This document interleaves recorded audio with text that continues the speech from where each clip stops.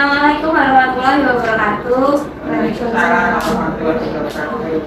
Di sini saya Fatarani Rozana, peserta orientasi P3K tahap 2 akan mempresentasikan, menseminarkan hasil dari aktualisasi yang sudah saya lakukan sebelumnya. Dan ini adalah hasil dari laporan aktualisasi orientasi P3K tahap 2. Saya sebelumnya mengambil sebuah isu dari 3 isu yang saya ambil, yaitu mengenai pemantauan body image dalam menekan obesitas melalui pengukuran komposisi tubuh dan konsultasi gizi bagi staf RSUD Keraton Kabupaten Pekalongan. Nah, ini mengenai P3K-nya. Saat ini alhamdulillah status saya sudah menjadi P3K. Dan apa itu P3K? P3K adalah singkatan dari Pegawai Pemerintah dengan Perjanjian Kerja. Jadi dalam undang-undangnya nomor 5 tahun 2014 bahwa P3K itu adalah WNI yang memenuhi syarat tertentu yang diangkat berdasarkan perjanjian kerja untuk waktu tertentu dalam rangka melaksanakan tugas pemerintahan. Nah, tugasnya apa? Yaitu memenuhi tugas, fungsi, nilai-nilai, serta etika jabatan yang perlu diketahui oleh P3K. Mengetahui identitas juga mengenai Kabupaten Pekalongan, karena saya diterima di Kabupaten Pekalongan. Selain itu juga memberikan pengetahuan untuk pembentukan wawasan kebangsaan, kepribadian, dan etika. Juga pengetahuan dasar tentang sistem penyelenggaraan pemerintahan negara dan bidang tugas dan budaya organisasinya supaya mampu melaksanakan tugas dan perannya sebagai pelayan negara. Nah, ini adalah orientasinya. Jadi sebelumnya ada 2 hari orientasi di Kajen. Itu pembukaannya tanggal 5 Agustus, metodenya klasikal. Di pembelajaran 1 tanggal 5 sampai tanggal 6, 2 hari. Pembelajaran 2-nya tanggal 7 sampai tanggal 15 di instansi masing-masing. Nah, ini adalah visi Kabupaten Pekalongan. Visinya adalah terwujudnya masyarakat Kabupaten Pekalongan yang sejahtera, adil, merata, dan berbudaya gotong royong.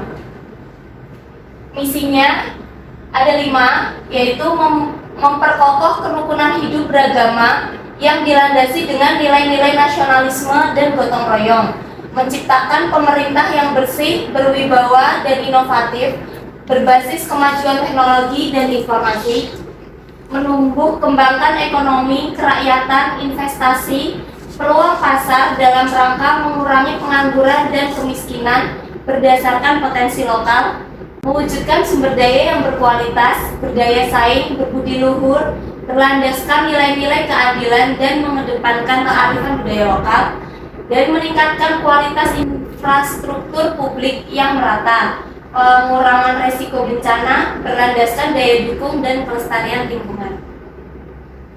Nah, ini adalah tupoksi saya sebagai ahli gizi dan sebagai peserta orientasi, yaitu melakukan pengkajian gizi, menegakkan diagnosis gizi, menentukan tujuan dan merencanakan intervensi gizi, merancang dan mengubah preskripsi diet, memberikan pelayanan dan penyuluhan gizi, juga konseling gizi, mengelola sumber daya dalam pelayanan penyelenggaraan makanan, melakukan penelitian dan pengembangan gizi, dan terakhir menyelenggarakan administrasi pelayanan gizi. Nah, ini adalah 3 isu yang sebelumnya saya ambil, yaitu rendahnya pengetahuan gizi dan kesadaran menjaga pola hidup sehat ya terkait tingginya obesitas pada staf RSUD Keraton Kabupaten Pekalongan. Yang kedua, keterbatasan alat dan media kesehatan terkait gizi, juga tingginya kasus pasien gizi buruk pada balita di rawat jalan, karena sebelumnya saya mengurusi bagian gizi pada balita. Nah, ini yang saya ambil, yaitu pemantauan body image dalam menekan obesitas melalui pengukuran komposisi tubuh dan konsultasi gizi bagi staf RSUD Keraton Kabupaten Pekalongan. Nah, sebelumnya apa itu obesitas? Obesitas merupakan penumpukan lemak yang berlebihan akibat ketidakseimbangan asupan energi dengan energi yang digunakan dalam waktu lama. Jadi melihat besarnya masalah obesitas menjadikan adanya resiko ya seperti kardiovaskuler, DM, kanker, osteoartritis, dan lain-lain. Sehingga dari kondisi-kondisi tersebut maka perlu dilakukan upaya serius dan inovatif. Sehingga saya mengambil salah satunya adalah pengukuran komposisi tubuh. Nah, body image itu apa?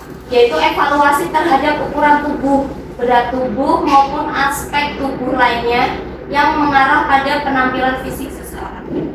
Ini adalah kegiatan-kegiatan yang saya lakukan sebelumnya. Yaitu pertama, saya konsultasikan dulu mengenai ide dan gagasan itu kepada mentor dan disetujui.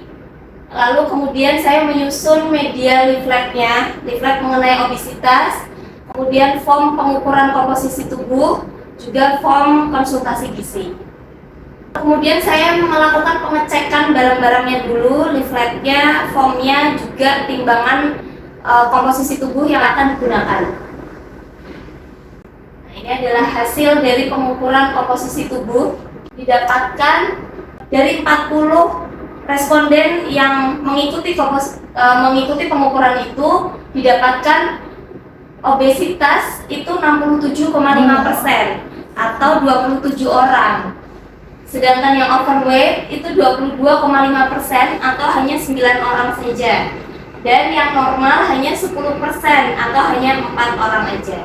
Ini adalah hambatannya, yaitu karena alat timbangan yang kita punya hanya 2 aja, sehingga dari 40 responden itu cukup lama waktunya, karena harus bergantian ya, harus antri. Ini adalah simpulannya. Tadi ya, dari 40 responden itu lebih dari 50%, sehingga dapat disimpulkan bahwa memang cukup banyak karyawan atau staf dari RSUD Keraton yang masih mengalami obesitas. Dan disarankan kegiatan ini juga, ini saran dari responden ya, bisa dilakukan seminggu sekali, yaitu untuk memantau perubahan yang dilakukan oleh responden tersebut. Ini adalah manfaat-manfaatnya, yaitu responden menerima kegiatan ini untuk memantau kesehatan mereka, juga untuk memantau komposisi tubuh mereka. Sedangkan untuk kami sebagai petugas ahli gizi itu dapat memantau dan mengevaluasi perubahan responden hasil dari konsultasi gizi. Jadi saat konsultasi gizi itu adanya komitmen ya untuk melakukan perubahan pola hidup dan menurunkan angka obesitas.